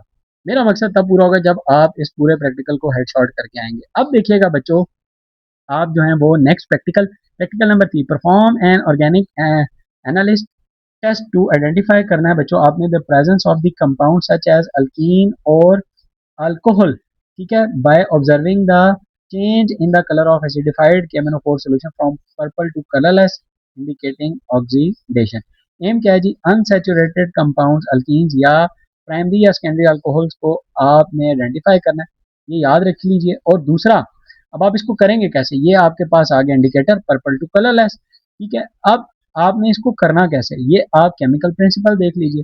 KMnO4 जो है आपको पता है पावरफुल ऑक्सीडाइजिंग एजेंट है बच्चों। और ये किस तरह से ऑक्सीडाइज करता है, MnO4 नेगेटिव आइन जो वो रिड्यूस हो जाता है to the colourless Mn2 positive ions. ठीक है, ये भी आपने याद रखनी है। ये 2 नंबर की उसने आपसे इक्वेशन पूछी हुई थी कि उसके आइंस लिखें कि वो किस तरह आइन जो सा वो चेंज होता है। ये माइनर का शायद आखिरी वाला था। ठीक है, इसको भी आप याद कर लीजिए। अच्छा, उसके बाद जो आपका अल्कीन्स है वो जाता है ऑक्सीडेटिव क्लेवेज के अंदर, और जो आपके अल्कोहल है वो आपका इजीली ऑक्सीडाइज हो जाता है। इसको भी आप देख लीजिए खुद से। वीडियो ज़्यादा लंबी ना हो, इसलिए मैं क्विकली जो समझाने वाली चीज़ें हैं वो दे दी। आप ये जस्ट रीडिंग करना और मेमोराइज करना है बच्चों। एसिडिफाइड KMnO4 सोल्यूशन आपने ले लेना है, हाईली डाइल्यूट लेना है, 2 drops of dilute sulphuric acid आप ले लेंगे।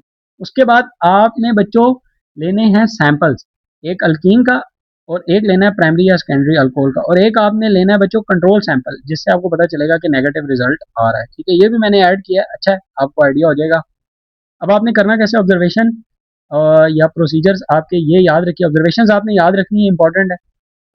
प्रोसीजर्स आप देख लीजिए। Take 3 clean dry test tube, एक के अंदर A, B और C, यानी एक के अंदर आपका आ जाएगा अल्कीन और दूसरे के अंदर आपका आ जाएगा बच्चों प्राइमरी एंड सेकेंडरी अल्कोहल, और तीसरे के अंदर आपका कंट्रोल सैंपल आ जाएगा। ठीक है, कंट्रोल सैंपल से मुराद आपका होगा बच्चों जो आपका सिंगल बॉन्ड वाला है। ठीक है, अब देखिएगा आपने ऐड कैसे करना है इसके अंदर। Add 2 to 3 drops of acidified KMnO4 solution to each of the test tube. Shake the mixture gently.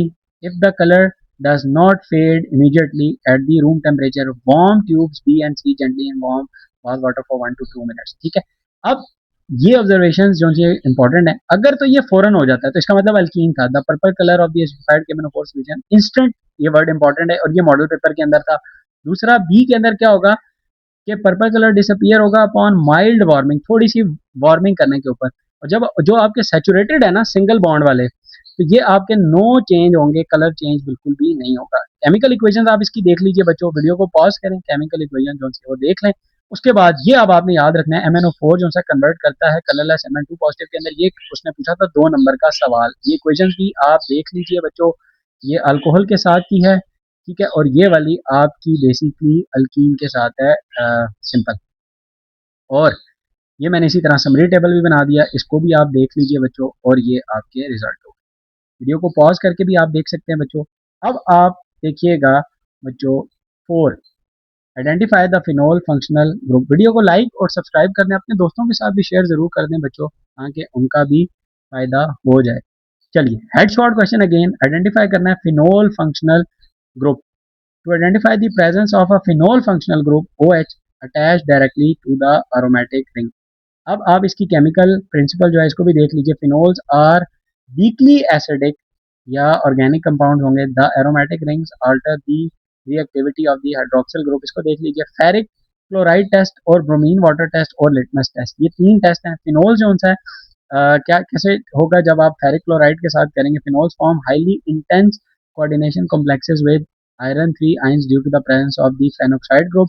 Bromine water के साथ कैसे करना है, the hydroxyl group highly activates the aromatic ring causing rapid electrophilic substitution reaction. Litmus paper, phenols are acidic enough to turn blue litmus paper red. ये अब आपने याद रखनी। ये ऑब्जर्वेशंस भी थी काइंड ऑफ।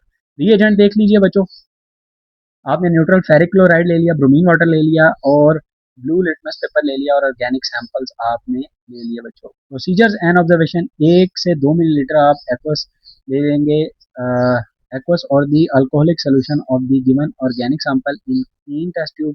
2 से 3 ड्रॉप्स आप ऐड करें न्यूट्रल FeCl3 सोल्यूशन के, मिक्स करें वेल। और ये ऑब्जर्वेशन है, अगर तो आपके पास कैरेक्टरिस्टिक वायलेट या पर्पल या डीप ब्लू कलरेशन होती है तो इसका मतलब, और ये था मॉडल पेपर के अंदर, इसका मतलब कि यहाँ पे आपका वो टेस्ट सक्सेसफुल हो चुका है। उसके बाद आपका था बच्चों ब्रोमीन वाटर टेस्ट, वो भी बिल्कुल इसी तरह ही है कि अगर आपका ब्राउन जो कलर ऑफ ब्रोमीन है अगर डिस्चार्ज हो जाता है and white precipitate 2,4,6 try bromophenol forms along with a pungent smell, तो ये भी सक्सेसफुल हो जाएगा। और तीसरा क्या था आपके पास, litmus test, place a drop of the aqua solution of the sample on a moist blue litmus paper. Observation क्या है जी, the blue litmus paper turns blue indicating the weakly acidic neutral nature of the phenol. तो ये आपको पता चल जाएगा कि यहाँ पे फिनोल जो है वो मौजूद है। बहुत इजी था, आइडेंटिफाई करना था। देखें, अगर ये सोल्यूशन आ जाते हैं तो इसका मतलब आइडेंटिफिकेशन हो जाती है। अगर ये हो जाता है इसका मतलब अगर फिनोल आइडेंटिफाई हो गया, अगर ये हो जाती है ऑब्जर्वेशन तो इसका मतलब फिनोल आइडेंटिफाई हो गया, और अगर ये ऑब्जर्वेशन हो जाती है, सॉरी ब्रोमीन कलर वाली, ये डिस्चार्ज हो जाता है, इसका मतलब फिनोल आइडेंटिफाई हो गया, और अगर ये हो जाता है blue litmus paper turns red तो इसका मतलब फिनोल आइडेंटिफाई हो गया। ये था बच्चों आपका प्रैक्टिकल नंबर 4। इसकी इक्वेशंस भी आप देख लीजिए बच्चों। केमिकल इक्वेशंस देखेंगे, neutral ferric chloride test complex formation, model paper के अंदर इसका क्वेश्चन था, ये सेम इक्वेशन वहां पे भी है। उसके बाद bromine water test electrophilic substitution, इसकी भी इक्वेशन आप याद कर लीजिए। वीडियो को पॉज करके बच्चों ये याद करें, लिखें अपने पास, आपकी आसानी के लिए एक जगह पे ये सारा मटेरियल दे दिया मैंने, ठीक है। अब आपने इसको याद करना है, ये फिजिक्स की तरह हरगिज नहीं होगा कि आपने समझा और ये हो गया। इसको आपको वीडियो को पॉज करके एक दफा दो दफा इस वीडियो को देखना होगा, फिर ये आपका होगा, ठीक है। वैसे भी मैंने आपको इसकी हायरार्की बताई हुई है, ये समरी है बच्चों, इसको भी देख लीजिए, और ये आपके रिजल्ट्स हैं। अब आप देखिएगा बच्चों प्रैक्टिकल नंबर 5, अगेन कॉन्सेप्चुअल, बहुत ही ज्यादा इंपॉर्टेंट, बहुत ही ज्यादा इंपॉर्टेंट, फिर बता रहा हूँ, अच्छे से आपने इसको प्रिपेयर करना है बच्चों। चलिए, estimate the amount of Ba2 positive in the given solution of BaCl2 gravimetrically, बहुत ही ज्यादा important headshot. I don't know why कि इसने मॉडल पेपर में इसे क्वेश्चन क्यों नहीं दिया, लेकिन अगर इसने नहीं दिया तो अब आपको ये पेपर के अंदर सवाल जरूर देगा। हेडशॉट है बच्चों, बहुत ज्यादा इंपॉर्टेंट है, इसको आपने बहुत ही अच्छे से समझना है और प्रिपेयर करना है, और बहुत मुश्किल भी है ये, ठीक है। अच्छा, एस्टिमेट करनी है, फिर से क्वेश्चन एस्टिमेट करना है the amount of Ba2 positive, यानी आपने Ba2 पॉजिटिव आयन की अमाउंट फाइंड करनी है BaCl2 के अंदर, वो भी ग्रेविमेट्रिकली। अब मैं आपको इसकी भी रिवर्स इंजीनियरिंग करके बताता हूँ। सबसे पहले आप नीचे चले जाएं कि आपने फाइंड क्या करना है, आपने फाइंड करना है अमाउंट ऑफ Ba2 पॉजिटिव, ठीक है। वो कैसे मिलेगा, जब आपको मैस ऑफ Ba2 पॉजिटिव मिलेगा, क्योंकि यहाँ पे ये जो 0.346 है वो ये यहाँ यूज हो रहा है। अब उल्टा चलें, और आपके पास मैस कब आपको मिलेगा, जब आपके पास ग्रेविमेट्रिक फैक्टर होगा, क्योंकि इसके अंदर मैस के अंदर ग्रेविमेट्रिक फैक्टर यूज हो रहा है। ग्रेविमेट्रिक फैक्टर आपको तब मिलेगा जब आपके पास बच्चों weight of BaSO4 precipitate out ये वाला हुआ होगा, यानी 0.588, ठीक है। तो तब आपको ये वैल्यू जो सी है वो मिलेंगी। यानी अब उल्टा चलते हैं। अब सबसे पहले आपने क्या फाइंड करना है, 0.588 यानी वेट ऑफ BaSO4 आप फाइंड करेंगे जो कि प्रेसिपिटेट आउट हुआ है। उसके बाद आप ग्रेविमेट्रिक फैक्टर फाइंड आउट करेंगे, ग्रेविमेट्रिक फैक्टर के बाद mass of Ba2 positive find करेंगे, फिर अमाउंट ऑफ Ba2 पॉजिटिव। ये हायरार्की आपने याद रखनी है बच्चों, मैं आपको बार बार कह रहा हूँ ये फार्मूलाज याद रखेंगे। ये आप फर्स्ट टाइम देख रहे हैं, आपको बहुत अजीब लग रहे होंगे कि यार ये कैसे प्रैक्टिकल्स हैं, बट ये ऐसे ही हैं, इसको आपने करना है, एज इट इज ही करेंगे बच्चों आप, ठीक है। अब देखें, सबसे पहले ऊपर से ग्रेविमेट्रिकली मीन्स क्या होता है, डिटरमिन करने हैं जी द अमाउंट या concentration of the substance by measuring its weight mass using a precise laboratory balance. अब आप इसको करेंगे कैसे, ये भी आप देख लीजिए। विकर्स 250 ml का आपने ले लिया, ये अपरेटस और ये केमिकल्स हैं, इसको देख लें, ये इंपॉर्टेंट है। Given BaCl2 solution dilute sulphuric acid 4 molar का H2SO4 का आपने लेना है, और डाइल्यूट HCl आपने ले लेना है। Chemical principles and the equations आप देख लीजिए, होगा कैसे, बेरियम आयंस जो से प्रेजेंट है in the aqua solution are precipitated out as barium sulphate. यानी ये देखें, ये BaCl2 जब H2SO4 के साथ रिएक्ट करता है तो आपके पास BaSO4 जो है ना वो बन रहा है, ये प्रेसिपिटेट आउट हो रहा है, ठीक है।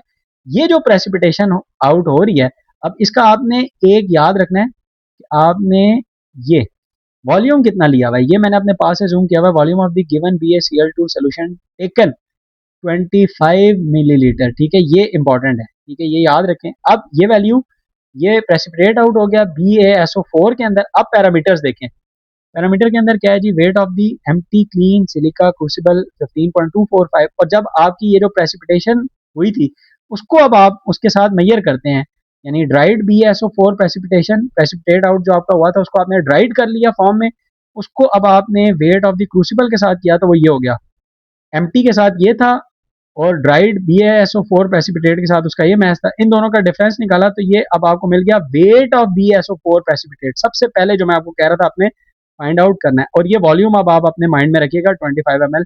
ये अब आपको भी अगर ये क्वेश्चन आता है तो ये अब आपको गिवन होगी वहां पे वैल्यू, ठीक है। अब ग्रेविमेट्रिक फैक्टर क्या होता है, ग्रेविमेट्रिक फैक्टर का फॉर्मूला होता है molar mass of Ba divided by molar mass of BaSO4।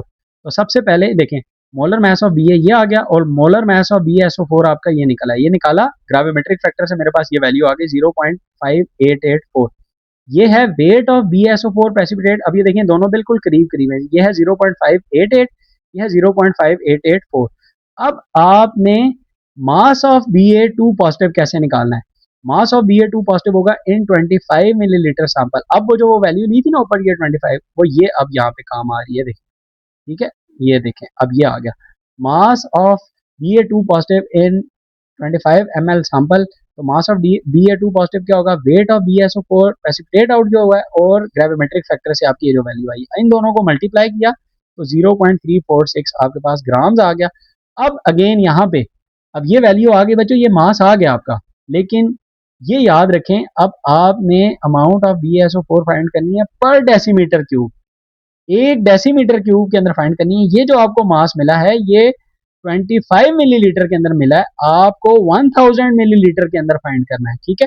Unitary method लगाएं या सिंपल इसी तरह ही कर लें, 1000 डिवाइडेड बाय 25 करेंगे, मल्टीप्लाई बाय 0.346 करेंगे तो 13.845 ग्राम आएंगे एक डेसीमीटर क्यूब के अंदर, या 1000 मिलीलीटर के अंदर, या 1000 सेंटीमीटर के अंदर, ठीक है, याद रखें। और ये जो वैल्यू थी ये 25 मिलीलीटर के अंदर मिली थी।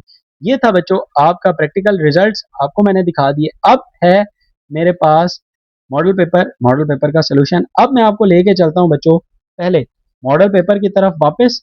मॉडल पेपर देखिएगा आपको स्क्रीन पे होके नजर आ गया होगा जी बच्चों। सेक्शन ए बच्चों, question number 1, two solids A and solid B were analysed. A जो सा वो बेरियम क्लोराइड है, test were done on A and B.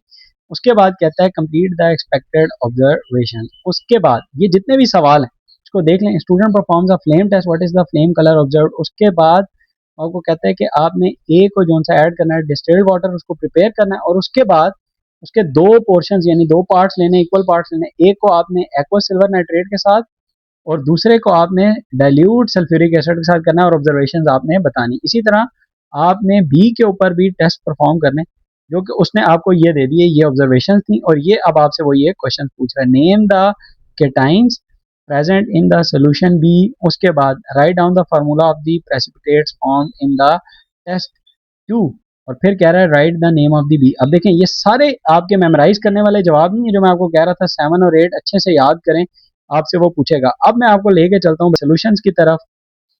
1 का सोल्यूशन देखिए बच्चों, test on A barium chloride apple green colour. जो third का फर्स्ट था वो होगा white precipitate forms which dissolves completely in aqueous ammonia. दूसरा सेकंड पार्ट जो थर्ड का ही था, थिक वाइट प्रेसिपिटेट फॉर्म्स। दूसरा टेस्ट ऑन बी क्या था बच्चों, वो भी देख लें। आयरन 2 आयन या फेरस आयन बनेगा, FeOH होल्ड वाइज है। और तीसरा जो उसका पार्ट था आयरन 2 सल्फेट या फेरस सल्फेट।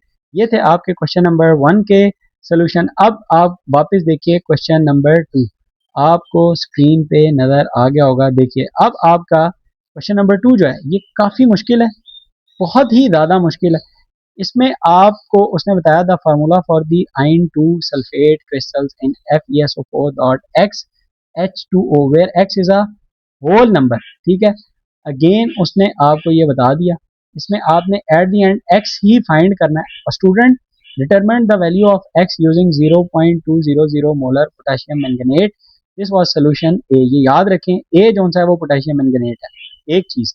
दूसरा उसने आपको ये जो 28 gram of the given sample है ना, ये है FeSO4 dot XH2O is dissolved पर डेसीमीटर क्यूब। अब ये 28 ग्राम और ये पर डेसीमीटर क्यूब, ये जो मैं पेन फेर रहा हूँ, ये बेसिकली आपकी स्ट्रेंथ है जो हम बार बार प्रैक्टिकल्स के अंदर करके आए हैं, वो इस पूरे की है, ठीक है। ये हमें हेल्प आउट करेगी, ये मैं इसलिए मेंशन कर रहा हूँ ताकि जब मैं वैल्यूज पुट करूँ तो आपको समझ आए किस तरह पुट की है। फिर उसके बाद है this was the solution B. अब ये सोल्यूशन बी है FeSO4 जो भी है डॉट XH2O जो सा ये सोल्यूशन बी है। उसके बाद हमें कह रहा है a 25 centimeter cube sample of the solution B followed by the half test tube. अब उसने अब आपको बी के ये आप वॉल्यूम दे दिया, ए को उसने ब्यूरेट के अंदर डाला और कहता है जी टेबल पूरा करें, ठीक है। टेबल भी आपको कंप्लीट करवाता हूँ।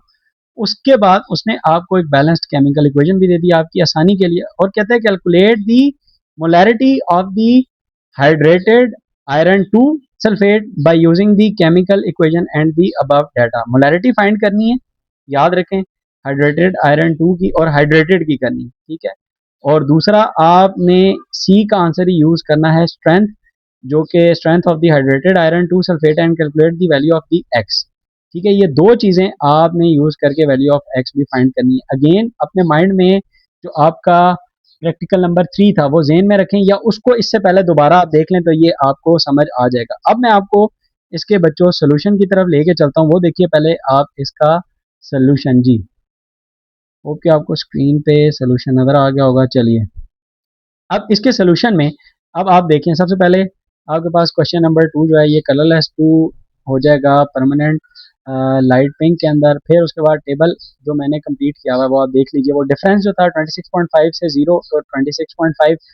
फिर उसके बाद जो आपकी रीडिंग आ रही है 48.5 से, और जो फर्स्ट रीडिंग 23.5, और ये वॉल्यूम आपके पास आ रहा है, और ये 32 से 7 और 25। अब जो बेस्ट आइट्रेशन रिजल्ट है वो ये दोनों है। ठीक है, ये इसी तरह ही, क्योंकि देखें दोनों एक जैसे, ये थोड़ा सा 26.5 ही आउटलायर हो रहा है, तो ये बेस्ट रिजल्ट आ गए आपके पास। अब आपने समरी में एवरेज या कंकॉर्डेंट वॉल्यूम जो है वो क्या होगा, 25 सेंटीमीटर क्यूब होगा। और ये बेसिकली किसका था, ए का, KMnO4 का था। ये याद रखना है आपने, KMnO4 का जो वॉल्यूम है वो आपके पास ये निकला कंकॉर्डेंट वैल्यू। अब आपके पास FeSO4 जो है वो भी है। ये मैंने आपकी आसानी के लिए या मेमोराइज आपको याद रहे कि ये किसकी हम सोल्यूशन जो है वो फाइंड करें और कौन सी चीज क्या है। रिवर्स इंजीनियरिंग करते हैं। सबसे पहले वापस आते हैं, उसने हमें कहा था कि कैलकुलेट करनी है जी द वैल्यू ऑफ एक्स, ठीक है, हाइड्रेटेड की, और find the molar mass of the hydrated compound. और वो मोलर मास आपको देखें तब मिलता है जब आपके पास स्ट्रेंथ जो कि 28 मैंने आपको शुरू में बताया था कि ये गिवन है, और मोलैरिटी आपके पास। अब मोलैरिटी आपको चाहिए, यहाँ से देखिए ये मोलैरिटी आपको मिलेगी तब जब आपके पास यहाँ पे मोल्स पड़े होंगे, और मोल्स मिलेंगे आपको इसके मोल्स की कैलकुलेशन को कंपेयर करके। ठीक है, अब ये अब आपको पूरी गेम समझ आ गई। यानी इसमें आपने सबसे पहले मोलर मैस, और मोलर मैस से तो आप वो निकाल ही लेंगे ना कंपेयर करके, वो जिस तरह हमने उसमें निकाला था। यानी यहाँ से तो आगे आसान है। मोलर मैस से पहले मोलैरिटी, मोलैरिटी के लिए आपको मोल चाहिए FeSO4 के, और FeSO4 के मोल मिलेंगे कंपेयर करके KMnO4 के मोल से। और KMnO4 का अभी तक हमें सिर्फ ये KMnO4 का हमें सिर्फ ये वॉल्यूम पता है। अब हमने क्या करना है, यहाँ से आगे गेम समझें दोबारा से। Calculate the molarity of the hydrated iron 2 sulphate, find the moles of KMnO4 used. तो आपके पास किस तरह से मोल्स निकलेंगे, molarity multiply by volume. Molarity क्या थी, 0.02 जो गिवन थी शुरू में, आप पेपर देखिए उसमें 0.02 गिवन है। और वॉल्यूम क्या है, वॉल्यूम है 25, बट ये 25 था मिलीलीटर के सेंटीमीटर क्यूब के अंदर। इसको आप चेंज कर लें डेसीमीटर क्यूब के अंदर, तो ये आपके पास मोल्स आ गए। अब आपके पास बैलेंस्ड केमिकल इक्वेशन बच्चों ये है, ये 2:2 और 10 है, ये 1:5 हो जाएगी। अगर इसका 1 मोल है तो इसके 5 मोल है। ठीक है, 5 टाइम्स है ना, ये देखें, ये याद रखें, इसका 1 मोल, इसके 5 मोल। तो अगर इसके 5 मोल्स हों, इसके KMnO4 के, जिस तरह ये हमारे पास आए हैं, अगर इसके 0.005 मोल्स हों तो इसके कितने मोल्स होंगे, सिंपल मल्टीप्लाई बाय 5 कर देंगे। देखें 5 मल्टीप्लाई बाय 0.005 तो 0.0025। फिर से बताता हूँ, ये 1:2 है, इसके 1 मोल हो तो इसके 5 मोल्स होंगे। यानी इसके जितने भी नंबर ऑफ मोल्स हैं इसके उसके 5 टाइम्स मोल्स होंगे। अब मेरे पास KMnO4 के थे 0.005, तो इसके कितने होंगे, मल्टीप्लाई बाय 5, वो ये निकाल ली। अब मेरे पास आ गया FeSO4 के मोल्स। मोलैरिटी कैसे होती है, moles divided by volume of the sample. अब वॉल्यूम उसने हमें गिवन दिया हुआ था 25, उसको मैंने डेसीमीटर क्यूब के अंदर चेंज किया तो मेरे पास मोलैरिटी आ गई। मोलैरिटी आई, स्ट्रेंथ मुझे गिवन थी 28, स्ट्रेंथ को डिवाइडेड बाय मोलैरिटी किया, मोलर मास आ गया 280 ग्राम्स पर मोल आ गया मेरे पास। ठीक है, अब मैंने क्या करना है, अब ये मेरे पास जो आया है मोलर मास है ये हाइड्रेटेड का। अब अगेन उसी तरह जैसे हमने प्रैक्टिकल नंबर 3 में किया था, हम एनहाइड्रस का मास फाइंड कर लेंगे। वो 15 ग्राम आया, वाटर का आ गया 18 ग्राम। फार्मूला मेरे पास जो है वो simple 152 plus 18 times of x, यानी एक H2O उसके साथ एक्स मल्टीप्लाई हो रहा था। इसको हमने, और 280 जो सा ये टोटल है हाइड्रेटेड का। सब्जेक्ट बनाया एक्स को मैंने, तो मेरे पास वैल्यू आ गई इक्वलेंटली इक्वल टू 7। ये था बच्चों आपका इसका कंप्लीट सोल्यूशन। होप कि आपको समझ आ गया होगा। अगर नहीं समझ आया तो आप एक दफ़ा इसको ज़रूर देखें दोबारा से, तो आपको ये समझ आ जाएगा। तीसरा, 25 centimetre cube solution of iodine was titrated with 0.1 मोल पर decimetre cube solution of the sodium thiosulphate. उसके बाद ये उसने आपको टाइट्रेशन रिक्वायर्ड जो थी उसका सोडियम थायोसल्फेट का, उसने आपको वॉल्यूम भी दे दिया और कहा कि राइट लिखें बैलेंस्ड इक्वेशन। ये देखें reaction between iodine and the sodium thiosulphate, 1 number की इक्वेशन जो मैं आपको बार बार कह रहा था कि आपने ये चीजें याद रखनी है। Name the indicator use in this titration, ये भी। उसके बाद कैलकुलेट करने हैं moles of sodium thiosulphate use in the titration, और जो सी का आंसर होगा उसको आपने यूज करना है कंसंट्रेशन, यानी मोलैरिटी आपने फाइंड करनी है, यानी मोल्स निकलेंगे तो फिर आपकी मोलैरिटी भी फाइंड आउट हो जाएगी। चलिए मैं अब आपको बच्चों इसके पहले सोल्यूशन की तरफ ले जाता हूँ, आप इसका सोल्यूशन देख लें, फिर मैं आपको सेक्शन सी की तरफ लेके जाऊंगा और उसके भी हम सोल्यूशन देख लेंगे। चलें जी बच्चों, सेक्शन ए question number 3, balance chemical equation आप देख लीजिए। इसकी ये रेशो याद रखनी है 1:2। ये आसान नहीं है बच्चों, ये भी बहुत ही ज़्यादा मुश्किल है, डिफिकल्ट है। सोल्यूशन मैंने लिख दिया बहुत ईजी वे में, आप इसको देखिएगा। चलें, इंडिकेटर्स मैंने आपको बता दिए, स्टार्च सोल्यूशन है और कलरलेस में ये हो जाता है ब्लैक से। उसके बाद moles of the sodium thiosulphate जो हैं वो यूज, मोल्स कैसे निकलेंगे, molarity multiply by volume. Molarity हमारे पास गिवन थी, वॉल्यूम उसको आपने डेसीमीटर क्यूब के अंदर चेंज कर दिया, तो ये आपके पास मोल्स आ गए बच्चों। ये याद रखें सोडियम थायोसल्फेट क्या है, ये सी के अंदर है। अब जो डी है ना वो डिफिकल्ट था, उसमें उसने कहा था मोलैरिटी फाइंड करें आयोडीन की, और ये मोल्स निकले हैं आपके सोडियम थायोसल्फेट के। अब आप वही मोल टू मोल रेशो कंपेयर करके पहले मोल्स निकालेंगे आयोडीन के इस 1:1 रेशो से, यानी इसका देखें, इसका 1 मोल इसके 2 मोल प्रोड्यूस करता है, तो यानी जब इसके 1 मोल होगा तो आयोडीन के यानी I2 के हाफ ऑफ द मोल होंगे, तो इसको डिवाइडेड बाय 2 कर दें सिंपल, तो आपके पास आयोडीन के मोल्स आ जाएंगे। देखें मैंने इसको आयोडीन के मोल्स को सिंपल आयोडीन के मोल्स निकालने के लिए जो आपके पास वैल्यू आई थी 0.0155 0.00155, उसको डिवाइडेड बाय 2 किया, ये मैंने कंपेयर करके निकाली है बैलेंस्ड केमिकल इक्वेशन के साथ। तो मेरे पास ये मोल्स आ गए आई टू के मोल्स, और वॉल्यूम ऑफ आयोडीन सोल्यूशन जो था ये मेरे पास गिवन था 25 सेंटीमीटर क्यूब 0.025 डेसीमीटर क्यूब, ये मेरे पास आ गया।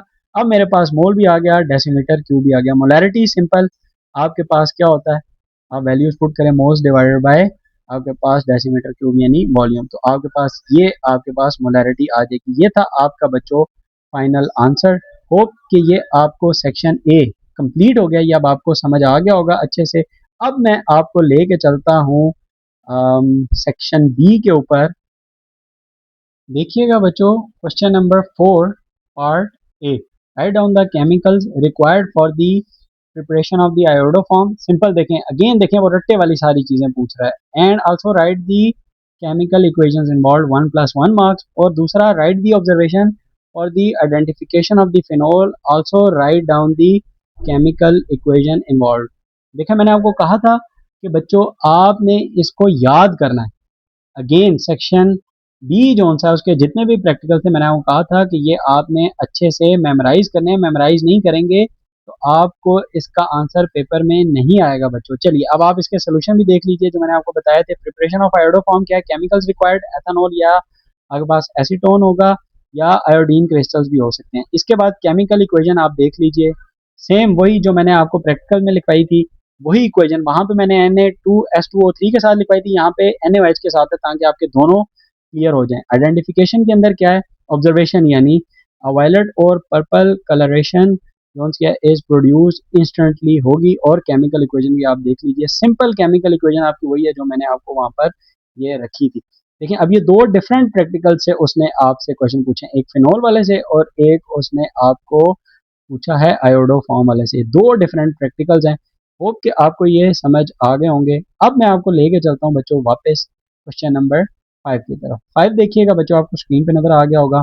ये है आपके पास, explain how to identify the presence of aldehyde in a mixture of aldehyde and ketone, provide chemical equation for the reaction involve 1+1, और दूसरा describe the setup required to measure the rate of reaction by collecting the volume of the gas produced, draw a diagram and label the apparatus used। अब ये तो totally इसने ना जो बताया हुआ भी नहीं था, लेकिन इसने आउट ऑफ द बॉक्स जो सा ये क्वेश्चन जो सा वो किया। हो सकता है ये वाला प्रैक्टिकल एज इट इज जो सा वो आपको पेपर के अंदर आ जाए, इसको आप लाजमी देखिएगा। मैं आपको इसका सोल्यूशन दिखा रहा हूँ, होप कि आपको नजर आ गया होगा। देखिएगा बच्चों इसका भी solution. Question number 5, identify aldehyde in a mixture, explanation, treat करना है the mixture with tolerance reagent, और आपने इसमें क्या करना है, only the aldehyde will reduce the reagent to despite metallic silver, और दूसरा कीटोन जो है वो रिमेन्स अनरिएक्टेड। मैंने आपको बताया था, उसकी रीजंस भी बता चुका हूँ। ये आपके पास chemical equation, same chemical equation जो आपको प्रैक्टिकल कराते हुए भी समझाई थी वही है। उसके बाद रेट ऑफ रिएक्शन के लिए सेटअप जो आपका था उसकी एग्जैक्ट डायग्राम तो नहीं बट स्कीमेटिक डायग्राम है।